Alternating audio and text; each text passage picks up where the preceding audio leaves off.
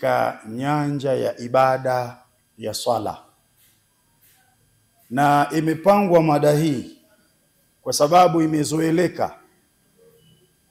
Mwezi mtukufu wa Ramadhani unapoingia, hii misikiti hii huwa inajaa tena, mpaka hata kuna baadhi ya watu hukosa mahala pa kusalia.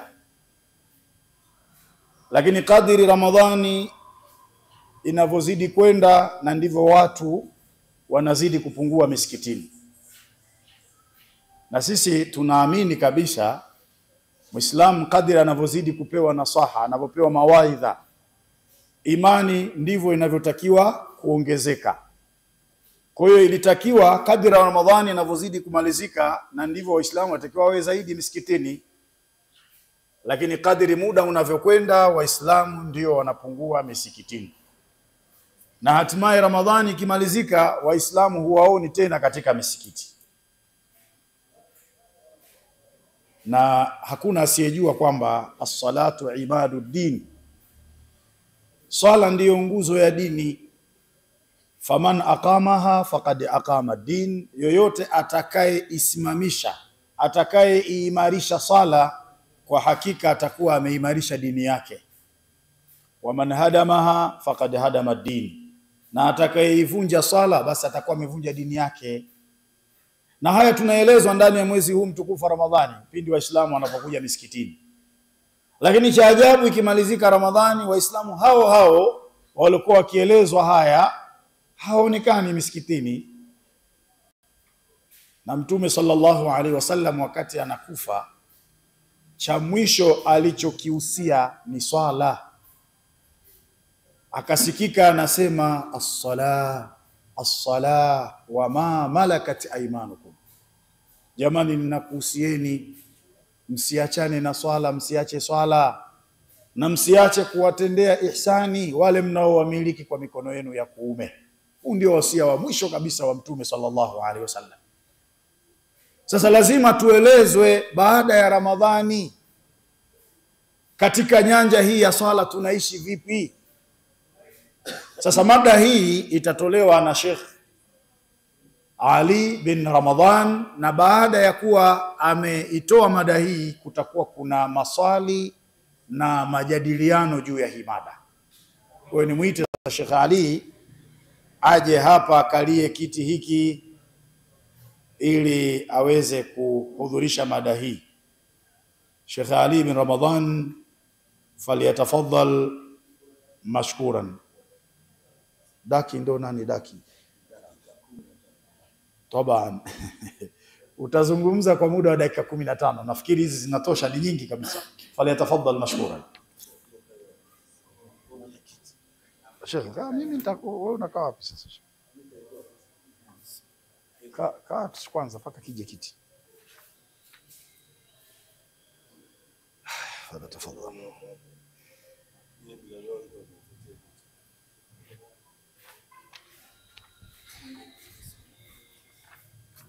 Assalamu alaikum wa rahmatullahi wa barakatuh.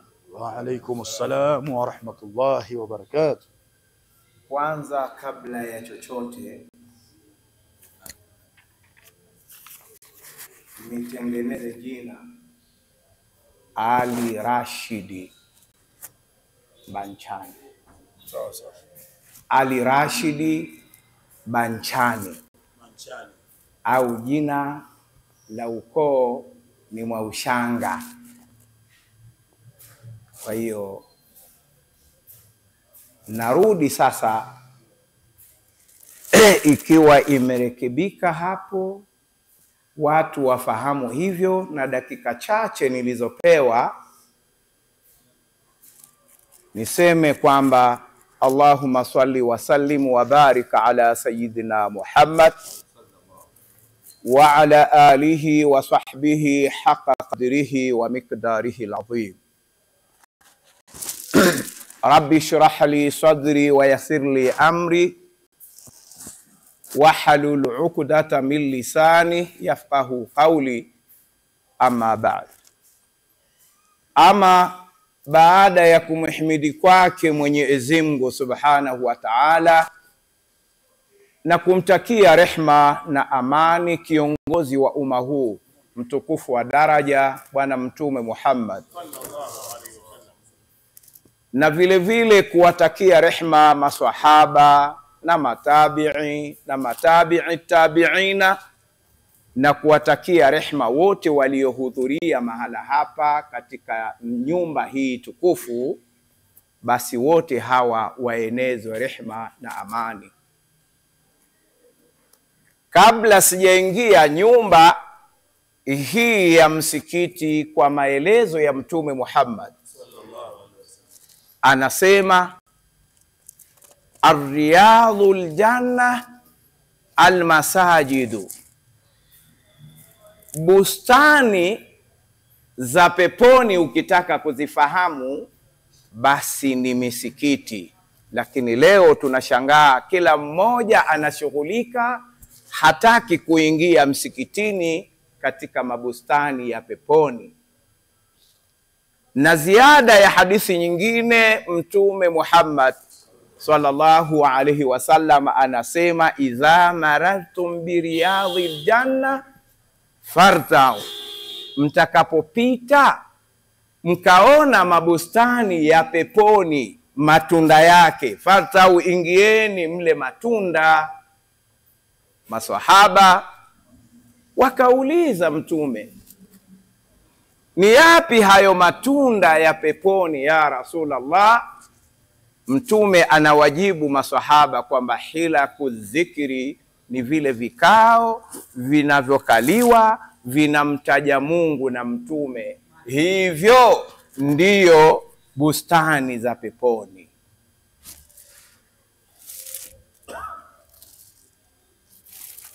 Ndugu zangu, nimepewa dakika chache sana nielezee maisha baada ya Ramadhani. Nitarudi kidogo kwa kuelezea hili baada huko nyuma kufishwa kwa Mtume Muhammad sallallahu alaihi wasallam. Na hapo kuna maneno ambayo yatanipa muongozo kuweza kuzungumzia maisha baada ya kuisha kwa Ramadhani, kwamba tuishi vipi. Lamma tufiya Rasulullah sallallahu alaihi wasallam, zama alipofishwa Bwana Mtume Muhammad sallallahu alaihi wasallam, kana Abu Bakari ghaiba kharij al-Madinati, Saidna Abu Bakar hakuwepo katika nchi ya Madina, alikuwa nje ya Madina huko. Falamma balaghahu al-khabaru, na zamani zilipomfikiria huko aliko Saidna Abu Bakari habari za kufishwa Mtume Muhammad sallallahu alaihi wasallam, alifanya msafara wa kurudi katika ardhi ya Madina, ambapo pametukia tukio zito kubwa la kufishwa Bwana Mtume Muhammad sallallahu alaihi wasallam. Laisa al-khabaru kal-iyali, haikuwa kusikia, ni kama kuona. Habari zilizomfikia, anafunga safari kuja kuamini tukio hilo ndani ya nchi ya Madina, kufa kwa mtukufu wa daraja Bwana Mtume Muhammad sallallahu alaihi wasallam. Alipofika akawakuta watu wa Madina wamegubikwa na huzuni kwa kuondokewa na Mtume Muhammad sallallahu alaihi wasallam. Mwamba huyu, swahaba huyu mkubwa, baada ya kufahamu cheo chake na nafasi yake, akawaona maswahaba wenziwe wametaharaki, huyu amesema hili, yule amesema hili. Huyu kwa moyo wake ambao amelelewa na Mtume, malezi yake aliyolelewa na Mtume, madarasa yake aliyolelewa na Mtume, Saidina Abu Bakari akajitambua yupo nafasi gani.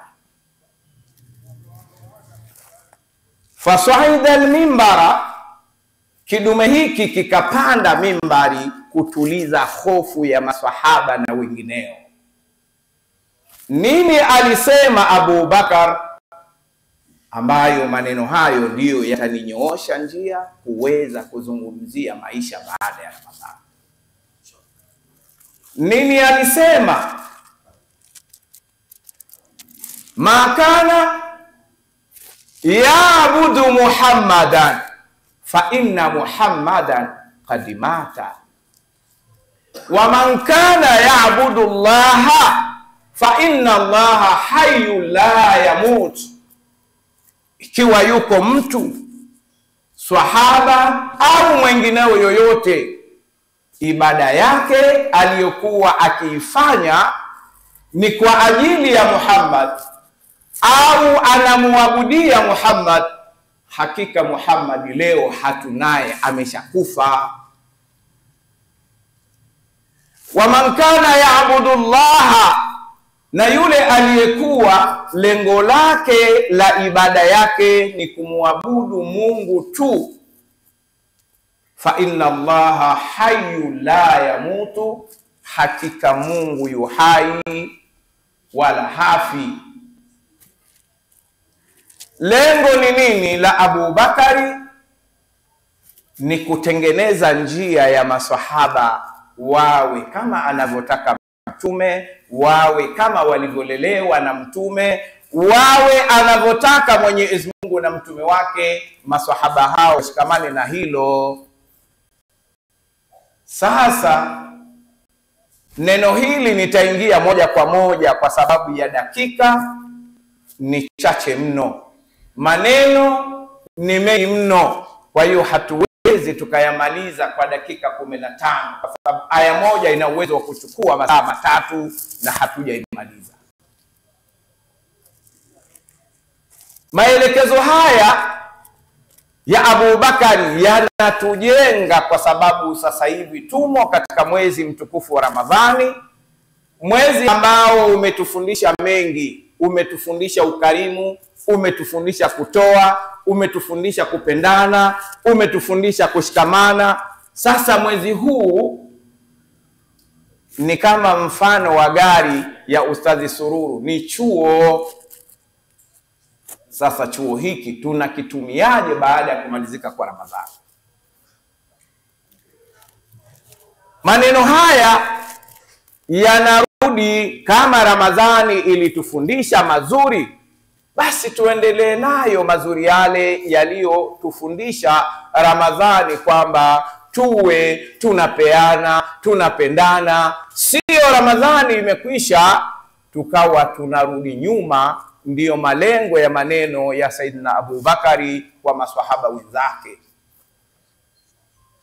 Ndugu zangu, narudi katika aya iliyo maarufu mno.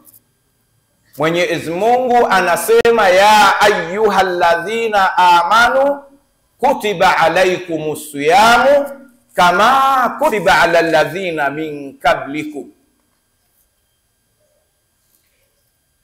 Basi imefaridhishwa nyie mlioamini, imefaridhishwa juu yenu funga kama walivyofaradhishiwa waliokuwa kabla yenu walifunga, lakini la'allakum tattaqun. Hapa ndio ambapo pana habari kubwa. Kumbe kama Ramadhani ilitutengeneza tabia nzuri, ukarimu, kutoa na kadhalika na kadhalika, baada ya Ramadhani maisha hayo tunatakiwa tuwe la'allakum tattaqun, ili tuwe wacha Mungu. Kwa hiyo kunatakiwa watu waendelee na ucha Mungu baada ya Ramadhani, kwa sababu siamini kwamba atakuwa mtu ni mwenye akili nzuri baada ya kuondoka Ramadhani anarudi katika maasi yake, uzinifu wake, uchawi wake, kusema vibaya wenzake. Hii siyo katika tabia ambayo Ramadhani imefundisha.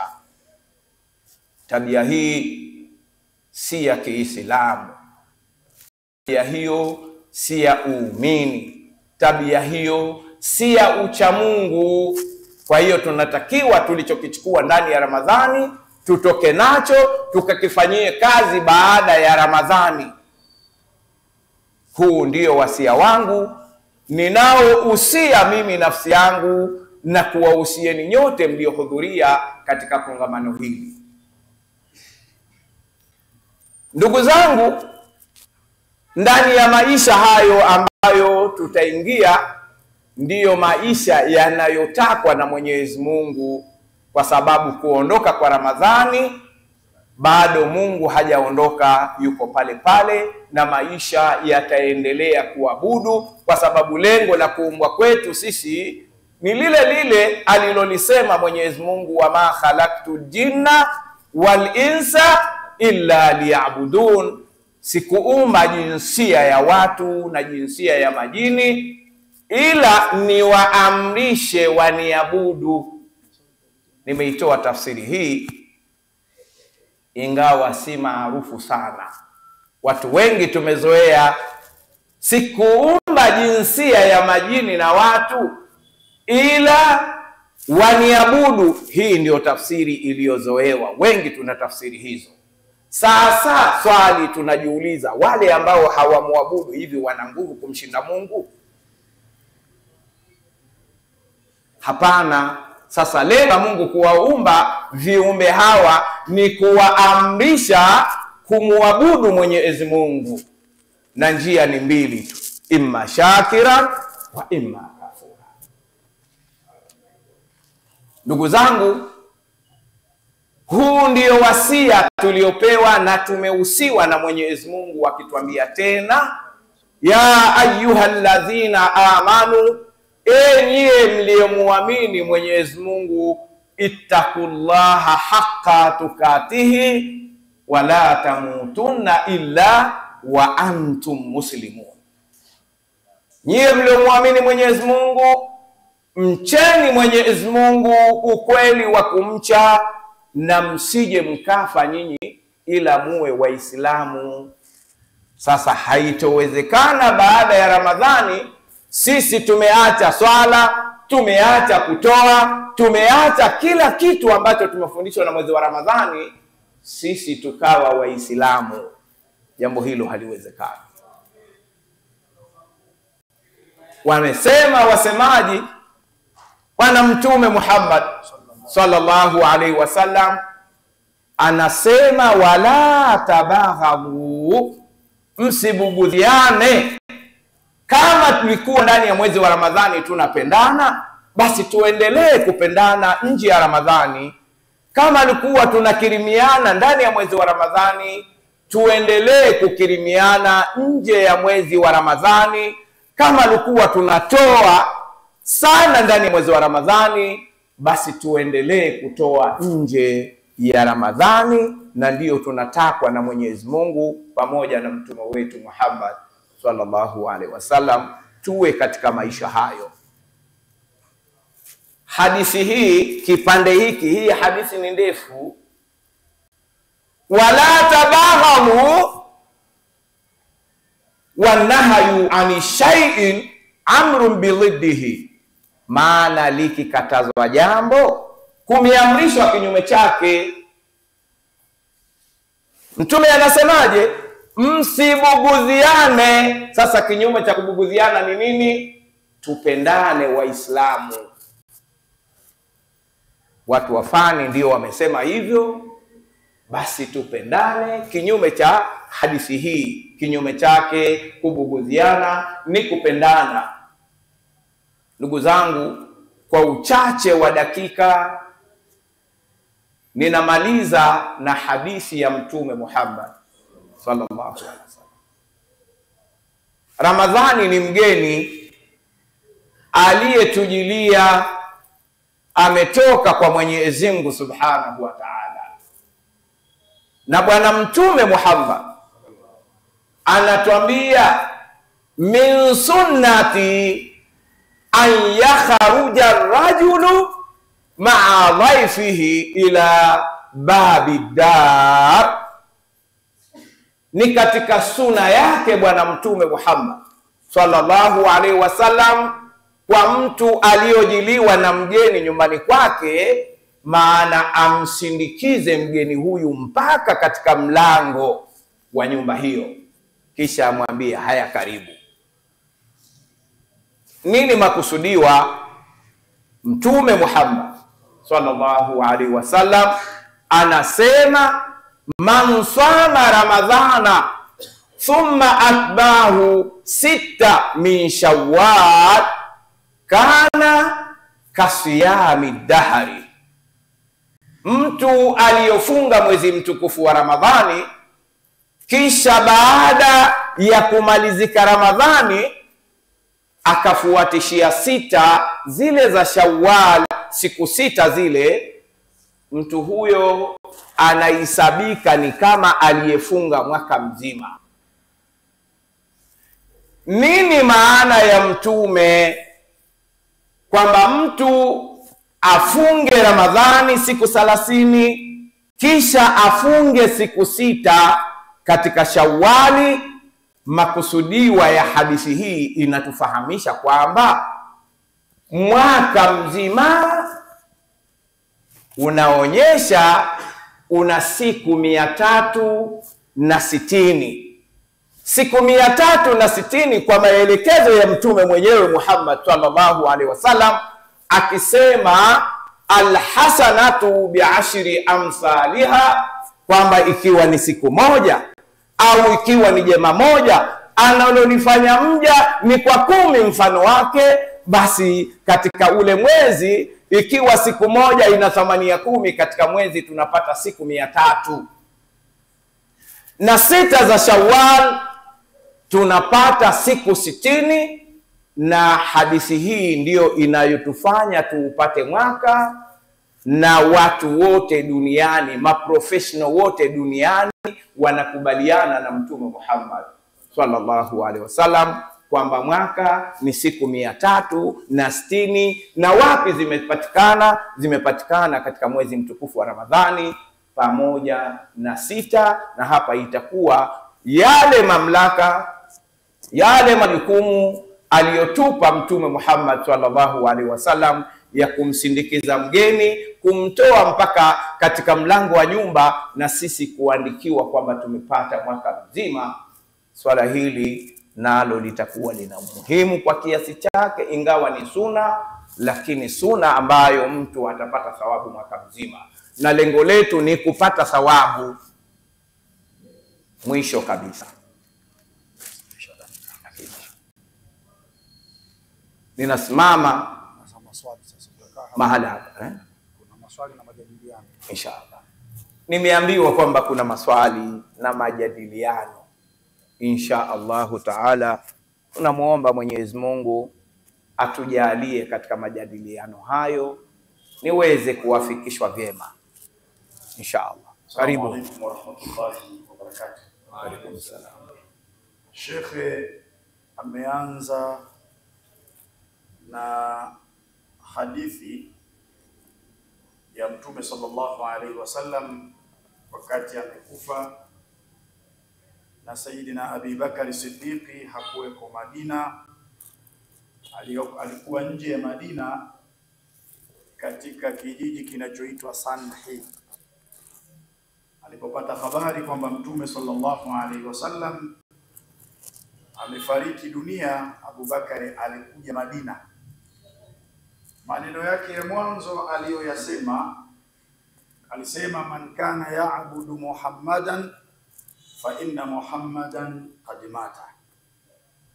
Yeyote aliyekuwa akimwabudu Muhammad basi atambue kwamba Muhammad alikufa. Wa man kana ya'budu Allah, na yeyote aliyekuwa akimwabudu Allah, fa inna Allaha hayyun la yamut, hakika Mwenyezi Mungu yuko hai, Mwenyezi Mungu hafi. Kisha akamalizia wama Muhammadun illa rasulun qad khalat min qablihi ar-rusul afa in mata au qutila qalabtum ala aqabikum, hakuwa Muhammadi isipokuwa ni mtume, wamepita kabla yake mitume. Je, akifa au kuwaliwa ndio itakuwa ni sababu ya nyinyi kurudi nyuma ya visigino vyenu? Sasa swali ambalo namuuliza shekhe, sababu kuna baadhi ya watu inasadikiwa waliritaji baada ya Mtume sallallahu alaihi wasallam kufa. Basi hawa ndio walikuwa wanaitakidi kwamba Muhammad ni Mungu na ndio mwenye kuabudiwa. Lau kama wangelikuwa wanaitakidi mwenye kuabudiwa ni Allah, basi wasingeliritaji. Na hivi ndivyo ilivyo, unapoingia mwezi mtukufu wa Ramadhani, basi watu hufanya ibada sana, ikiwepo ibada ya swala, ikiwepo kutoa, watu wanatoa sana, wanajizuia na maasi. Lakini Ramadhani inapoondoka, watu hawasali, watu hawatoi, watu hawajizuilii na maasi, wanakuwa ni ubadu Ramadhani, ni watu wenye kuiabudu Ramadhani, sio ubadullah, si watu wenye kumwabudu Allah subhanahu wa ta'ala. Je, shekhe, ikiwa mtu ni ubadu ni abidu Ramadhani, laisa biabidillah, huoni kwamba anakuwa anaingia katika shirki au limekaaje hili shekhe? Naomba utufafanulie. Sadakta. Ndugu zangu, hii ni sura nyepesi ya swali alilouliza, wala halihitaji maneno mengi. Likulli maqal makan wa likulli rijal. Sasa swala hili linajionyesha wazi, likulli maqal makani wa likulli makani rijali. Kila mahali pana maneno yake na kila mahali pana watu wake. Watu tuliokuwa hapa ni watu maalumu tuliochaguliwa, na ndio maana limeulizwa swali hili mahali hapa. Halikwenda kuchaguliwa swali hili likaulizwa katika mikutano ya vyama. Huyu aliyeabudu Muhammad kwa kumfanya ni Mungu, au aliyeabudu Ramadhani kwa kumfanya ni Mungu, mtu huyu kad kafara, amekufuru na ataingizwa katika moto wa jahannam, kwa sababu anayestahikiwa kuabudiwa ni Mwenyezi Mungu kwa kalma ashhadu an la ilaha illa Allah wa ashhadu anna Muhammadan rasulullah. Ninakiri kwamba hapana mola hapasai kuabudiwa kwa haki isipokuwa Mungu, na hakika Muhammad ni mjumbe wa Mwenyezi Mungu. Na katika suratul Ikhlas, kwa kusema Mwenyezi Mungu kumwambia Mtume Muhammad sallallahu alaihi wasallam, qul, sema ewe Muhammad, huwa Allahu ahadu, huyo Mwenyezi Mungu ni mmoja tu. Allahu samad, Mwenyezi Mungu ndiyo mwenye kukusudiwa kwa haja zote. Lam yalid, hakuzaa, hakuzaliwa, wa lam yulad, maana hakuzaa, yulad, wala hakuzaliwa, lam yakul lahu kufuwan ahad, na wala hakuwa ni kifano kwake yeye kiumbe yoyote. Hii inadhihirisha ukiwa umeabudu Muhammad umefanya shirki, kwa sababu yupo Mungu na Mungu huyo ni wa huyu Mtume Muhammad.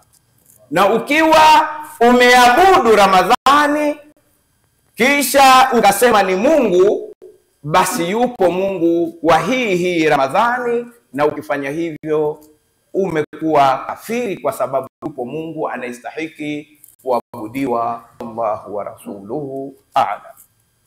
Taban, hapo kuna mtu Ramadhani inapoingia, yeye anafanya ibada huku akiamini kwamba ibada hii inafanya kwa ajili ya Allah, lakini Ramadhani inapomalizika anaacha ibada, hali ya kuwa anaamini ya kwamba mwenye kustahiki kuabudiwa ni Allah, lakini anaamua kuacha tu kwa sababu ya kuasi. Je, huyu tunamuitaje? Tunamuita ni kafiri au tunamuita ni asi?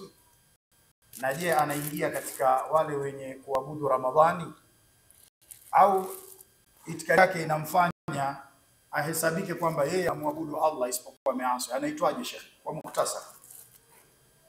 Innamal a'malu binniyati wa innama likulli imri'i ma nawa. kinachoangaliwa katika matendo ya mtu yoyote ni nia yake, nini anafanya kwa ajili ya nani. Sasa ikiwa alifanya kumwabudu Mungu ndani ya mwezi wa Ramadhani, akiri hivyo, mtu huyu ana tatizo lolote, na baada ya Ramadhani kisha akarudi, maelekeo tayari tumeshayatoa yaliyokuwa nyuma, mtu huyu aingia katika kukufuru, na kukufuru sisi hatuwezi mtu huyo mhukumu chochote, tutamwachia Mwenyezi Mungu Subhanahu wa Ta'ala. Toba, baada ya kuwa maswali hayo yamejibika, sasa nini kifanyike? Nini kifanyike ili hata baada ya mwezi mtukufu Ramadhani watu waendelee na ibada? Kifanyike. Ndugu zangu, aljawabu, jawabu ni maelezo yale yale ambayo tumeyazungumza, tumeyachukua katika chuo cha Mtume Muhammad. Ni chuo, Ramadhani ni chuo. Kwa hiyo yale tuliyachukua katika chuo hicho cha Mtume Muhammad pamoja na Ramadhani, inatoa hayo yaendeleze baada ya Ramadhani. Hayo ndio tunayotakwa.